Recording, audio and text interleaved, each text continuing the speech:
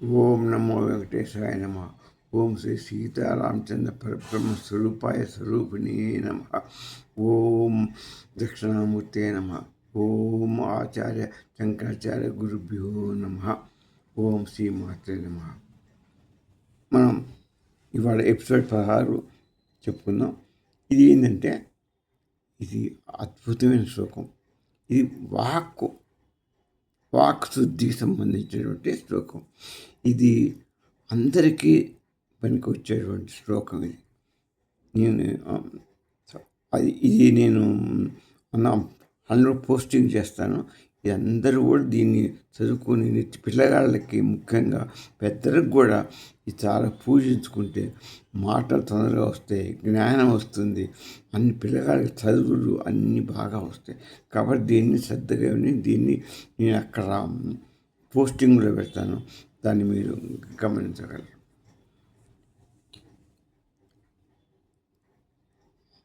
శ్లోకం. కవీంద్రాణం చేత కమలవన బాలాతపరుచిం భజంతే ఏ సంతః కచి చిదరుణా ఏవ భవతీం విరించి ప్రేయస్త్యాస్తరుణతర శృంగాలహరి గభీర బిర్వాగ్ని ఇర్వదతి సదాం రంజనమమి. మళ్ళా పదవుతాను. కవీంద్రాణం చేత కమలవన బాలాతపరుచిం భజంతే ఏ సంతః కచి చిదరుణామేవ భవతీం విరించి ప్రేయస్త్యాస్తరుణతర శృంగాలహరి గభీర బిర్వాగ్ని విదతి సతాం రంజనమమి. ఓం శ్రీమాత్రే నమః. కవీంద్రాణం మహాకవుల చేత అంటే ఉదయం, మహాకవుల యొక్క ఉదయం ఎటువంటిది అంటే కమలవనం లాంటిది. మహాకవులు ఉదయం కమలాల సముదాయం. బాలాతపరుచం అంటే ఉదయ సూర్యుని ఎర్లీ మార్నింగ్ 6 గంటల ఉదయించి సూర్యుడు ఎలా ఉంటాడు, కాంతి ఎలా ఉంటుంది, అరుణ కాంతి ఉంటుంది, అరుణ స్వరూపిణి, అరుణవర్ణంతో కూడుకున్నటువంటి భవతీం ఆ పరాశక్తిని, అరుణవర్ణంతో కూడుకున్న ఆ పరాశక్తిని విరించి బ్రహ్మదేవుడు శృంగాలహరి అంటే సృష్టి ఆనంద తరంగంతో, ఈ సృష్టికి అమ్మ పరాశక్తిగా ఆ సృష్టికాంతరంగంతో గభీరాభి వాగ్వి గంభీరమైన వాక్కులతో సజ్జనులను ఆనందింపజేస్తుంది. అంటే సింపుల్గా మా ఉదయపూట సూర్యోదయ అరుణోదయ కాంతిలా ప్రకాశించేటువంటి పరాశక్తి, ఆ కాంతి పరాశక్తి కాంతి అంటే అమ్మవారు ఎలా ప్రకాశిస్తుంది, సూర్యుడి కనుక ఉదయం ప్రకాశిస్తే ఎంత ఎర్రగా ఉంటుందో ఆ విధంగా అమ్మగారు ప్రకాశిస్తున్న స్వరూపం అది. ఆమెను ఇంకా ధ్యానించే వారికి ఆ అమ్మవారిని ఆ కాంతితో ఉదయం పూట ఎలా ఉంటారు, అన్న కాంతితో ఉంటారు, ఆ అమ్మవారిని ఆ స్వరూపంలో ధ్యానిస్తే దివ్యమైన వాక్పటిమ వస్తుంది.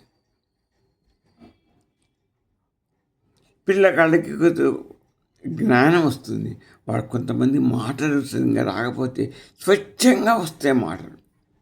అమ్మవారి అన్నకాంతితో ఎర్లీ మార్నింగ్ నమస్కారం చేసుకొని అది అమ్మవారిని కనుక ఆ సూర్యోదయ అన్నకాంతిలో ఆ అమ్మని దర్శించుకొని, అమ్మవారి రూపాన్ని నీ ఉదయాన్ని ప్రతిష్ఠించుకొని నువ్వు ఈ శ్లోకాన్ని ప్రతిష్ఠి, నీకు పిల్లగాళ్ళు చదువుకుంటే అంత పరిశుభ్రమైన వాక్పటిమ వస్తుంది, వాక్ చాతుర్యం వస్తుంది, వాళ్ళకి వాక్ శుద్ధి కలుగుతుంది. ఎక్కడ లేని చాతుర్యత, వాళ్ళ మెదడు చురుకుగా పనిచేస్తుంది, జ్ఞానం కలుగుతుంది, వాళ్ళ కవిత్వం వస్తుంది. ఇక వాళ్ళకి విద్య బాగా వస్తుంది. కవిత్వం అంటే విద్య. వాళ్ళకి మామూలు విద్య కూడా కాదు, బ్రహ్మ జ్ఞానం జ్యోతి పెరుగుతుంది. అమ్మవారిని ఇంకా అన్నకాంతితో దర్శించుకొని శ్లోకాన్ని చదువుకొని నమస్కారం చేసుకుంటే, ఎవరు నమస్కారం చేసుకుంటే వాళ్ళకి పెద్దవాళ్ళకి బ్రహ్మజ్ఞానం కలుగుతుంది, పిల్లవాళ్ళకి జ్ఞానం, చదువు, విద్య, సంపత్తులు, వాక్పటిమ, వాక్చాతుర్యము అన్నీ కలుగుతాయి. అటువంటి మహత్తరమైనటువంటి శ్లోకం ఇది. కానీ శ్లోకాన్ని అమ్మవారే అన్నిటికీ మూలం. అమ్మ ఉంటే మనకు జ్ఞాన సంపద అమ్మ. సరస్వతి మాత మీకు తెలుసు కదా, అమ్మవారే. ఆమె యొక్క అనుగ్రహం, ఆమె యొక్క జ్ఞానం మీకు కలుగుతుంది. ఆమె చేత వాక్శుద్ధి ఏర్పడుతుంది. ఆమె చేత జ్ఞానం, సంపద, వాక్చాతుర్యం, వాక్శుద్ధి అన్నీ కలుగుతాయి. ఆమె రాజరాజేశ్వరి మాత, ఆమె లక్ష్మీమాత, ఆమె సరస్వతి మాత, ఆమె పరబ్రహ్మ పరాశక్తి మాత. ఆమె స్థుతి ఈ శ్లోకం. ఇక నేను లక్ష్మీ సరస్వతి దుర్గా యొక్క స్థుతి, పరాశక్తి యొక్క స్థుతి కాబట్టి ఆమెను స్థుతించి అన్నకాంతిలో పుత్రపుడిని ఆమెను వృద్ధిని ప్రశ్నించుకుని శ్లోకం చదువుకుంటే అన్ని శుభాలు మీ పిల్లలకి, కుటుంబాలకి జరగవని నా ప్రార్థన. ఇకపోతే ఇది విద్యను కలిగిస్తుంది. విద్య అంటే పెద్దవాళ్ళకి వాళ్ళకి అవిద్య ఉంటుంది. మనం విద్య, అవిద్య. విద్య అంటే పరావిద్య, అవిద్య అంటే ఇక్కడ పనికొచ్చి ఈ లోకంలో పనికొచ్చే విద్యని అవిద్య అంటారు. ఇది ఈ లోకంలో నీకు ఉద్యోగానికి, బతకటానికి, నీ శరీరాన్ని ధరించావు కాబట్టి ఇక్కడ ఈ శరీర పోషణకి, నీ భార్య పిల్లల పోషణ, కుటుంబ పోషణకి, అన్నిటికీ నీ యొక్క ఆనందాలకి అన్నిటికీ అది అంత అవిద్యని. అసలు విద్య పరావిద్య. అది నీవు ఈ శరీరం ఉండేది అంతా కొంతకాలమే. ఈ శరీరం అసమైపోయిందంటే నీకు మళ్ళీ పైకి వెళ్ళిపోతావు. నీకు అక్కడనే ఎంతకాలం ఉంటావు నీకు తెలియదు, ఎక్కడ ఉంటావో ఏంటో తెలియదు. అక్కడ పనికొచ్చే విద్యే పరావిద్య. అదే జ్ఞానం, అదే వెలుగు, అదే బ్రహ్మ జ్ఞానం ఉంటుంది. దాన్ని అదే ఆత్మజ్ఞానం అంటారు. నీ ఆత్మే స్వరూపమే, నువ్వు ఆత్మస్వరూపాన్ని. అయమాత్మ బ్రహ్మను ముందే చెప్పాను నేను. నువ్వు ఆత్మస్వరూపుడివి. అహం బ్రహ్మాస్మివి, తత్వమస్మి. ఆ బ్రహ్మస్వరూపానివే నీవు. కాబట్టి నీవు ఆ యొక్క విద్యను అది నువ్వు తెలుసుకుంటే ఆ విద్యే ఆత్మవిజ్ఞానం, ఆ విద్యే బ్రహ్మజ్ఞానం. ఆత్మవిద్య, బ్రహ్మవిద్య అది తెలుసుకుంటే నీకు మోక్షం, ముక్తి కలుగుతాయి. నీకు ఇప్పుడు జన్మలంటూ ఉండవు. ఈ అపరా విద్య నేర్చుకుంటే జన్మెత్తుకుంటూ నీ ఇలానే ఈ కష్ట సుఖాలు అన్నీ అనుభవించుకుంటూ ఉంటావు. ఈ వేదాంత విద్య నేర్చుకుంటే నీకు అది రాదు. అందుకనే నీ అవిద్యని అంటే అజ్ఞానాన్ని, ఆ చీకటిని పోగొట్టేది విద్య. వెలుగు సూర్యోదయం అయితే ఆ రాత్రిపై ఉదయం సూర్యుడు ఉదయిస్తే ఎలా నీకు జ్ఞానం వస్తుంది. అదే అమ్మవారి ఉదయం పూట ఇందాక చెప్పిన నేను. అమ్మవారి ఉదయం సూర్యుడు విరిగించగానే అర్ధకాంతితోనే జ్ఞాన ప్రసారం చేస్తుంది. నీకు అదే మేల్కొల్పు. అదే నీకు ఉదయం స్వామి సూర్యుడు ఉదయిస్తాగానే నీకు అన్ని పనులు, నీ శరీరంతో అన్ని పనులు చేసుకోగలుగుతున్నావు. నాకు సూర్యోదయం లేకపోతే, సూర్యకాంతి సూర్యోదయం లేకపోతే నువ్వు స్టార్ట్ పని చేసుకోలేవు. నిద్రపోతా అజ్ఞానంతో అట్నే అనుకుంటావు. అజ్ఞానం ఉంటుంది. నీ వెలుగు కావాలంటే సూర్యోదయం కావాలి, అన్నకాంతి కావాలి. అది అమ్మవారి ఇచ్చేటువంటి జ్ఞానం. అదే అమ్మవారి యొక్క శక్తి, అమ్మవారి యొక్క ప్రకాశం. అమ్మవారికి ఉండేది ప్రకాశమే అమ్మ. అదే వెలుగు, అదే జ్ఞానం. ఆ జ్ఞానంతోనే ఈ నీకు ఈ లోకంలో విద్య వచ్చినా, పరలోక విద్య వచ్చినా, అపరలోక విద్య వచ్చినా, నీ ఇక్కడ జ్ఞానంతో బతికినా, పైన జ్ఞానం సంపాదించిన ఆ ప్రకాశం వల్ల, అమ్మ దయ వల్ల అని గుర్తుపెట్టుకోవాలి. కవి అంటే పద్యాలు చెప్పేవాడు కాడు, సత్యాన్ని ప్రత్యక్షంగా దర్శించేవాడు. కవి దర్శించండి చోటు అంటూ ఉండదు. రవి దర్శించిన చోట కవి దర్శించడని మనకు సామెత ఉంటుంది. రవి దర్శించని చోట కవి దర్శించను అని శాస్త్రం ఉంది. అంటే సూర్యోదయం కాని చోట కూడా కవి దర్శిస్తాడు. కవి అంటే పద్యాలు చెప్పుకునేది కవులు ఉట్టి బతికేవాడు కాదు. వాడు సర్వాన్ని చూసేవాడు, ద్రష్ట. ఒక ఋషి లాంటి వాడు, ద్రష్ట లాంటి వాడు. అన్నిటిని ఊహించి సర్వాన్ని గ్రహించగలటువంటి ద్రష్ట. అందుకని కవి అంటే మామూలుగా మనం అర్థం చేసుకోకూడదు. అట్లా కవి చూస్తాడు కాబట్టి ఆ చూసిన వాడే మాట్లాడగలుగుతాడు. అంతేకా మరి మనం ఏదైనా చూస్తే ఇది పెన్ను అని చెప్తాం. మనం ఈ పెన్నును చూస్తే ఇది పెన్ను అని చెప్పగలుగుతాం. ఈ షర్టును చూస్తే షర్టు అని చెప్పగలుగుతాం. ఈ కళ్ళద్దాలను చూస్తే కళ్ళద్దాలు అని చెప్పగలుగుతాం. చూసిన వాడే చెప్పగలుగుతాడు.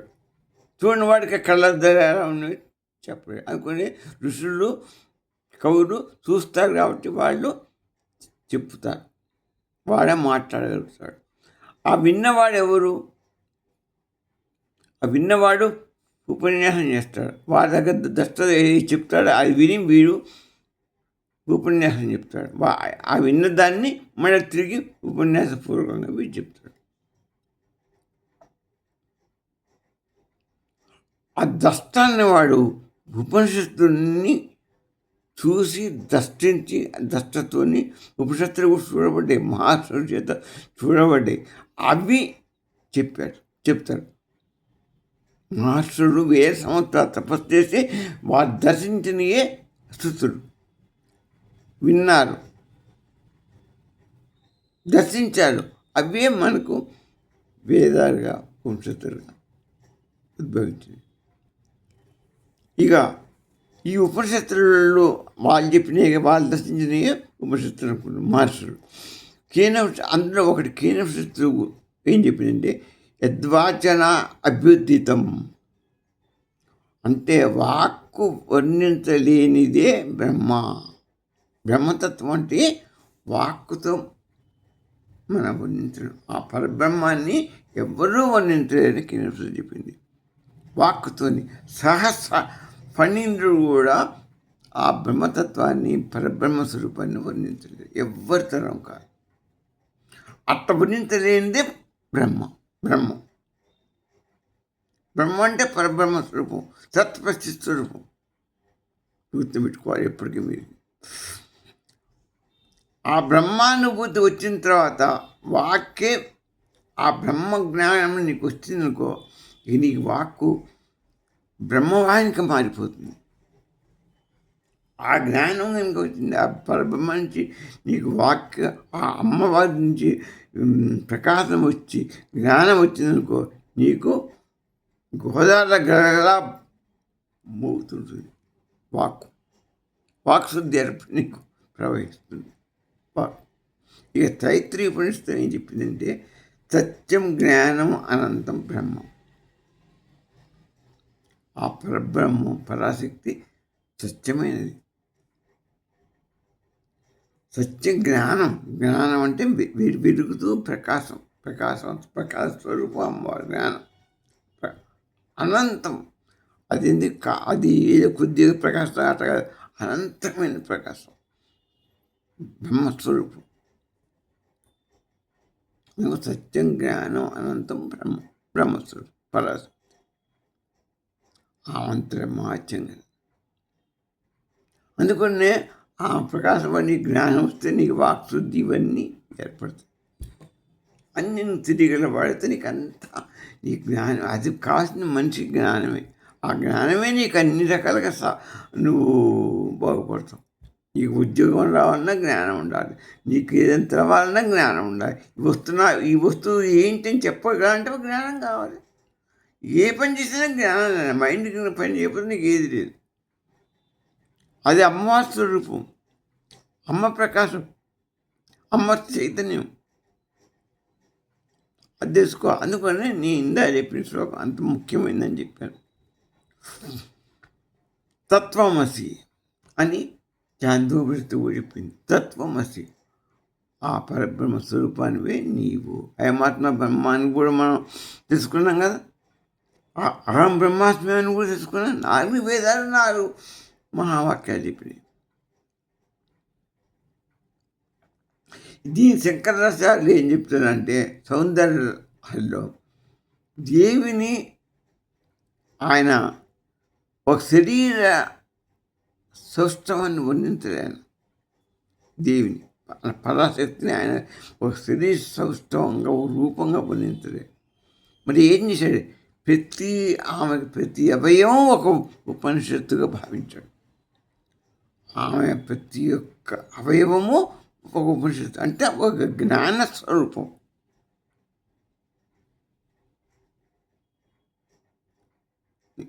ఇది ఇంత గొప్పదో మీరు ఆలోచించుకోండి. అమ్మ అవయవం ప్రతి ఒక్కటి జ్ఞానాన్ని ఇచ్చేది, వాక్శుద్ధిని ఇచ్చేది, వాక్ని ప్రసరింపజేది, జ్ఞానం ఇచ్చేది అమ్మ. ప్రతి అవయవం ప్రతి ఒక్కటి ఒక ఉపనిషత్తు. ఉపనిషత్తు అంటే మహాజ్ఞానం, ప్రకాశం. అది ప్రతి ఒక్క అలంకార భూషితం. ఆమె అవయవం నీకు ఉపనిషత్తే కాదు, ఒక అలంకార భూషితం. ఒక్క ఉపనిషత్తు నీకు అర్థమైంది, నీకు ఒక అవయవం అర్థమైందంటే అది పెద్ద నీకు అలంకారం, అది శిరోభూషణం. అది అలాంటిది. అదే ఒక మహావాక్యాన్ని ఇచ్చింది. ఒక్కొక్కటి ఒక వేదం, ఒక ఉపనిషత్తు ద్వారా నీకు ఒక మహావాక్యం కూడా ఇచ్చింది. అమ్మ ఎంత ఆలోచించుకోండి. అమ్మ అవయవం ఉపనిషత్తు, అమ్మ అవయవం మనకు అలంకార, ఆమె ప్రతి అవయవం ఒక మహావాక్యం. ప్రతి అవయవం ఉపనిషత్తు, ప్రతి ఒకటి కూడా అలంకార పూస్తే మనకు అది మహావాక్యం కింద పనిచేస్తుంది. ఉపనిషత్తు అంటే మహావాక్యం కింద. ఆమెకి ప్రతి మందహాసం, చిరునవ్వు మనకు ఆనందం కలిగిస్తుంది, బ్రహ్మానందం కలిగిస్తుంది. ఆమె చిరునవ్వే మనకు ఆనందం. ఆ చిరునవ్వు ముఖం ఒక్కసారి మీ దృష్టిలో పెట్టుకొని దాన్ని నమస్కరించుకోండి. మీకు మనసు ప్రశాంత చిత్తంగా ఉంటారు. ఆమె ప్రతి చూపు అనుగ్రహ రూపం. ఆమె మనని చూసిందంటే మనకు అనుగ్రహం, మనకు అన్ని కష్టాలు పోయినట్టు. అందుకనే అమ్మ మనకు అడగకుండానే మనకు కోరికలు తీస్తుంది. మనకు అనుభవమే ఉంది కదా. మనం పుట్టిన దగ్గర నుంచి మనకు అమ్మ చేసింది అమ్మే. మనకు అడగకుండా అన్నం పెట్టింది, మనని పెంచింది, పోషించింది అమ్మ. అన్నీ మనకి జనని, అన్నిటికీ నిరూపాలుగా మన జ్ఞానాన్ని ఇచ్చింది, అడుగులు నేర్పింది, తర్వాత నీకు అన్నీ నేర్పింది అమ్మే. అందుకనే ఆమె అనుగ్రహం వేళ కావాలి. తల్లిని మించిన దైవం లేదు అని సామెత కూడా. అమ్మ ఆ పరాశక్తి మాత. ఇక ఈ శ్లోకం ఒక వాక్శుద్ధిని కలిగిస్తుంది అనేది కాదు, మాట్లాడే వాక్శుద్ధినిచ్చి మాట్లాడే శక్తిని ఇస్తుంది, వాక్చాతుర్యాన్ని ఇస్తుంది. మాట్లాడే శక్తిని మనకు అమ్మవారి ప్రకాశం ఇస్తుంది. ఈ శ్లోకాన్ని ఇంకా తలుచుకుని అమ్మవారిని తలుచుకుంటే మనకు వాక్శుద్ధి, మాట్లాడే శక్తిని ఇస్తుంది. పిల్లగాళ్ళకి మాట్లాడే శక్తి, జ్ఞానం అన్ని రకాలుగా, పరవిద్య అపరవిద్య 2 విద్యలు కూడా కలిగిస్తున్నాము. వేదవాక్య ఆ స్వరూపమే విద్య చెప్పి ఒక్కొక్క అవయవం ఒక్కొక్క ఉపనిషత్తు లాంటిది. ఇది మహావిజ్ఞానం, మహా అలంకారం. ఈ వేదాన్ని వేదాంగాన్ని మనకు అర్థం చేసుకోవాలంటే అమ్మ ఇచ్చే వాక్శుద్ధి, అమ్మ ఇచ్చే జ్ఞానంతోనే మనం తెలుసుకోవాలి. రాకపోతే మనకు అర్థం కాదు. మనకు ఈ సృష్టిలో జ్ఞానాన్ని ప్రసాదించేది, వేద జ్ఞానాన్ని ప్రసాదించేది అందరికీ, ఎవరికైనా సరే పశుపక్ష దేనికైనా అమ్మవారి జ్ఞానమే. ఒక పక్షికి కూడా జ్ఞానం ఉంటుంది, ఒక జంతువుకు కూడా జ్ఞానం ఉంది, మనిషికి ఇంకా ఎక్కువ జ్ఞానం ఉంది. ఇవన్నీ వరిస్తున్నారు. అమ్మే ఇస్తుంది. అమ్మ ప్రకాశం ఇస్తుంది, అమ్మ మందహాసం ఇస్తుంది, అమ్మ చిరునవ్వు, అమ్మ మౌనంలోంచి వచ్చిన వాక్యం ఇది. అందుకని దేవి బయట లేదు, అమ్మవారు బయట లేదు. ఆమె చైతన్యమే మన ఎందే ఉంది, మన లోపల ఉన్నది, ఆత్మస్వరూపమై ఉన్నది, చైతన్య స్వరూపమై ఉన్నది, ఎల్లవేళలా ఉంటున్నాం. ఆ ఒక్క క్షణం లేకపోతే మనకు శరీరం కదలలేదు, మెదలేదు, శవంకి లేక.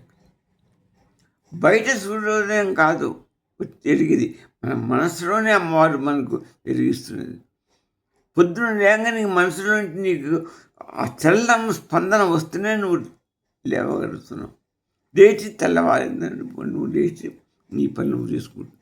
నీ మనసులో ఆ స్పందన, ఆ చలనం లేకపోతే నీకు లేవలేవు, నీకు చలనం లేకపోతే కథ. నీవే ఉన్న అహంకారం మొత్తానికి కలిగించేది అమ్మ. ఇది తెలుసుకుంటే, ఈ జ్ఞానాన్ని నువ్వు తెలుసుకున్న రోజున నీలోని అహంకారం మొత్తం నాశనమైపోతుంది. అప్పుడు ఆత్మ, ఇప్పుడు నేను చెప్పినంత ఆత్మస్వరూపం నీకు కనిపిస్తుంది, అది ప్రకాశిస్తుంది. అది తెలుసుకుంటూ జ్ఞానస్వరూపం, జ్ఞానాన్ని నీకు బోధపడుతుంది, ఆత్మజ్ఞానోదయం కలుగుతుంది. అదే మోక్షానికి నాంది, అదే మోక్షం. అందుకనే అద్వైతంలో శంకరాచార్య వారు ఏం చెప్పారంటే, దేవియే బ్రహ్మం అన్నారు. జీవుడు కూడా ఆమె స్వరూపం ఉంది కాబట్టి జీవుడు కూడా బ్రహ్మమే అన్నాడు. ఈ రామానుజాచార్య వారు ఏం చెప్పారు, దేవి శ్రీమన్నారాయణ యొక్క శక్తి, పరాశక్తి కాబట్టి ఆమె కృపతోనే నీకు పరమ ప్రాప్తి. ఈ ద్వైతంలో ఏం చెప్పారు, దేవి పరమేశ్వరుని యొక్క అనుగ్రహ శక్తి. నువ్వు ఆమెను భక్తితో సేవించి చేస్తే ఆమె అనుగ్రహానికి, ఆమె ద్వారా భగవంతుని అనుగ్రహానికి నువ్వు పొంది నీకు మోక్షానికి కలుగుతుంది అని ఆయన చెప్పారు. ఇక రమణ మహర్షి గారు ఏం చెప్పారు, వాక్కు నీకు ఎక్కడ పుట్టిందో ఆ మూడాన్ని తెలుసుకో. నీకు వాక్కు రాగానే ఎట్లా వచ్చింది, నీకు ఆ వాక్కు, నీకు కంటి చూపు ఎలా వచ్చింది, నీకు చెవులు ఎలా వినపడుతున్నాయి, అమ్మవారి యొక్క స్పందన వలన, అమ్మవారి యొక్క ప్రకాశం వలన, ఆమె యొక్క చైతన్యం వల్ల నీ శరీరం మొత్తం వ్యాపించి ఆమె ఉండటం వల్ల, ఆత్మరూపంలో నీళ్ళు ఉండటం వల్ల నువ్వు ప్రకాశవంతమే. అదే నీ యొక్క స్థూల శరీరానికి మూలం. అదే ఆత్మ, అదే పరాశక్తి యొక్క తత్వం, పరాశక్తి యొక్క ప్రత్యక్ష స్వరూపమే నీ ఆత్మ. ఇంతకంటే మనకి అమ్మని గురించి నేనేం చెప్పాలి, నాకు అర్థం కాదు. మీరు అర్థం చేసుకోండి, అమ్మ అంటే అమ్మే, అమ్మకి మించిన దైవమే లేదు. దీన్నే రామకృష్ణ పరమహంస గారు కూడా మహా ఘోషించారు. ఆయన అంటాడు, కాళీమాత, మాతను పట్టుకున్నాడు ఆయన, తల్లినే పట్టుకున్నాడు, కాళీమాతను పట్టుకున్నాడు. ఆమెతో నిత్యం మాట్లాడేవాడు, ఆయనకి ఏ అవసరం వచ్చినా ఆమెతోనే మాట్లాడేవాడు. జ్ఞానం కూడా ఆమె ప్రసాదించింది అని చెప్పేవాడు. మన నాలుక మాట్లాడుతుందంటే అమ్మాయి అనుకునేది. అందుకే వాక్కుని పవిత్రంగా ఉంటాం. వాక్ అంటేనే అమ్మ. వాక్కు నీకు రాలేదంటే అమ్మ అనుకుని లేదు. అమ్మ అనుగ్రహం ఉంటేనే వాక్ వస్తుంది. ఇది లాస్ట్గా నేను చెప్తున్న స్వరూపం. నీకు వాక్కు శుద్ధి లేదు అంటే, నీకు వాక్కు మంచిగా రావట్లే అంటే, నీ జ్ఞానం లేదు అంటే అమ్మ అనుగ్రహం నీకు తప్పింది అనమాట. అది సంపాదించుకోవటమే నీకు మోక్షం దారి. అది నీ వాక్కు వాక్శుద్ధికి అది జ్ఞానానికి అమ్మే మూలం. అమ్మని ప్రార్థించుకో, నీకు మళ్ళా తిరిగి నీకు ప్రసాదిస్తుంది.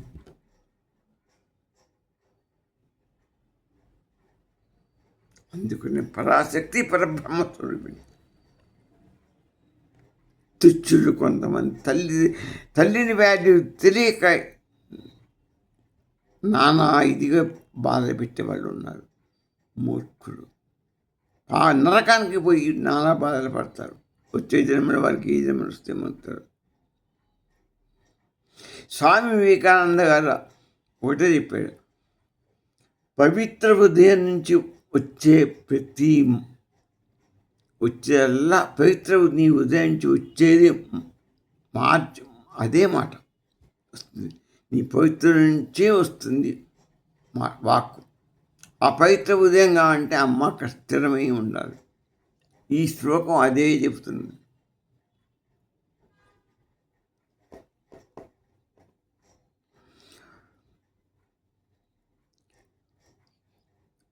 ఇంకొకటి, అరుణం అంటే ఏంటి? ఎరుపు కాదు, జ్ఞానోదయం. అరుణం అంటే జ్ఞానోదయం. సూర్యుడు ఉదయించాడంటే జ్ఞానం అంటే వెలుగు వచ్చిందనమాట. కవిత్వం అంటే బ్రహ్మానుభవం. వాక్శుద్ధి వచ్చి నీ కవిత్వం వచ్చి వస్తుంది, అది బ్రహ్మానుభవం కలిగినట్టు. కవిత్వం అంటే ఏంటి? రవికాంత్ చోట కవికాంతుడు కదా, అంటే బ్రహ్మను నువ్వు చూడలేవు, కానీ కవి ఊహిస్తాడు. బ్రహ్మ ఎలా ఉన్నాడు, ఆత్మ ఎలా ఉంది, ఆత్మను చూడలేవు, ఆత్మస్వరూపాన్ని కవి కాస్తాడు. అందుకని కవి గొప్పవాడు. అది నువ్వు కవి కావంటే అమ్మ అనుగ్రహం కావాలి. కవిత్వం అంటే బ్రహ్మానుభవం. బ్రహ్మం అంటే అమ్మ, పరాశక్తి. పరాశక్తి అనుభవమే వాక్పటిమ. ఆమె అనుగ్రహమే వాక్పటిమ, వాక్శుద్ధి, జ్ఞానం. దేమి అనుగ్రహం ఉంటే నీకు స్వరూప ప్రకాశం, నీ స్వరూప ప్రకాశం ప్రకటితమైనట్టు. కాబట్టి ఈ శ్లోకం చాలా ముఖ్యమైనది, గొప్ప సత్యాన్ని బోధిస్తుంది.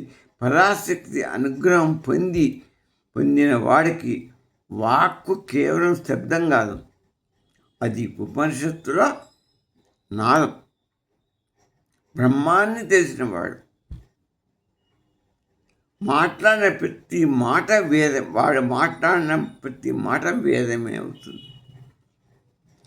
అందువల్ల ప్రతి సాధకుడు అరుణ స్వరూపిణి అయిన పరబ్రహ్మ శక్తి స్వరూపిణ ఆ జగదంబను హృదయంలో ధ్యానించి ప్రార్థించి తన వాక్శుద్ధిని పొందవలసిందిగా నా ప్రార్థన. ఓ సరస్వతి మాతయే నమః.